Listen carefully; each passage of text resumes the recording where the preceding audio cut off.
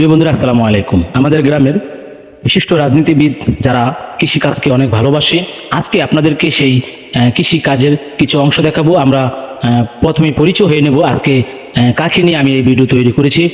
আমাদের মানিকবাড়ির কৃতি সন্তান জনাব আতিকুর রহমান মানিক সাহেব, আপনারা ইতিমধ্যে সবাই চিনেন যারা চিনার।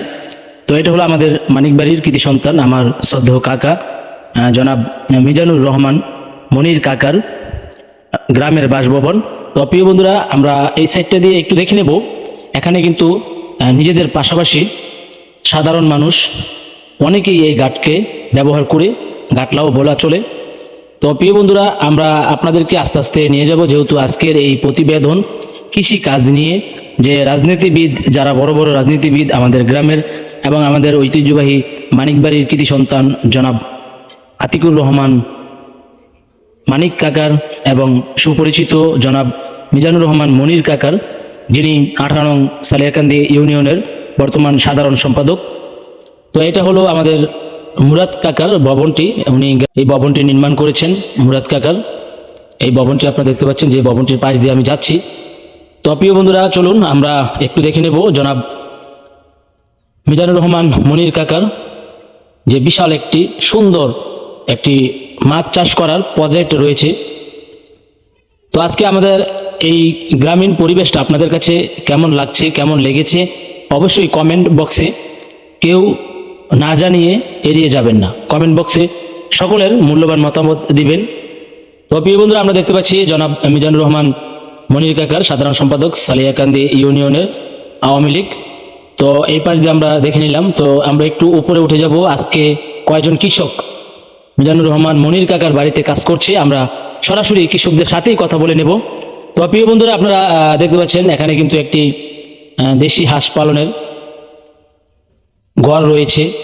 তো আমরা এটার পাশ দিয়ে কিন্তু নেমে যাব পুকুরে, জমিনে নেমে যাব। আমরা তখন পুকুরটি দেখে নিলাম এবং গ্রামের বাড়িটি দেখে নিলাম জনাব আতিকুর রহমান মানিক চাচার। তো আমরা এই পাশটা দিয়ে একটু নেমে যাব। তো দেখেন, আমার কাজই হলো ব্লগ করা, আমি ভিডিও বানানো। তো আপনাদের সামনে তুলে ধরছি। এখানে এগুলো কিন্তু গ্রামীণ পরিবেশ, অসাধারণ একটি পরিবেশ।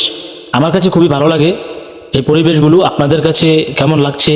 তো প্রিয় বন্ধুরা, চলুন আমরা আজকে জনাব মিজানুর রহমান মনির কাকার বাড়িতে, যে কৃষক ভাইয়েরা, কারণ সবাই তো আর নিজের কাজ নিজে করতে পারে না, পাশের বাড়ির কিছু কৃষক ভাইদেরকে নিয়ে এখানে কাজ করছে। তো এটাই কি সহযোগিতা। আপনারা দেখতে পাচ্ছেন আমি কিন্তু আপনার বিলে চলে আসলাম, অর্থাৎ মিজানুর রহমান মনির কাকার সেই খেতে চলে আসলাম, জমিনে চলে আসলাম। তো আমরা এখন কথা বলবো একজন কৃষক ভাইয়ের সাথে। এবার জনাব মিজানুর রহমান মনির কাকা কত মন ধান পাবে আমরা তাদের মুখ থেকেই শুনে নেব। কৃষক ভাইয়েরা যেহেতু কাজ করছে, ওনারা বলতে পারবে। প্রিয় বন্ধুরা, আমরা এখন কথা বলবো আলামিনের সাথে। আলামিন, কি অবস্থা ভাইয়া? আলহামদুলিল্লাহ।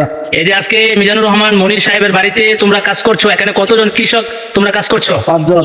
5 জন। এই যে বাড়ির পাশে ক্ষেত্রে ধানটা কেমন হয়েছে? আলহামদুলিল্লাহ, ভালো হয়েছে। কোনো বিজনেস কোন হইলো?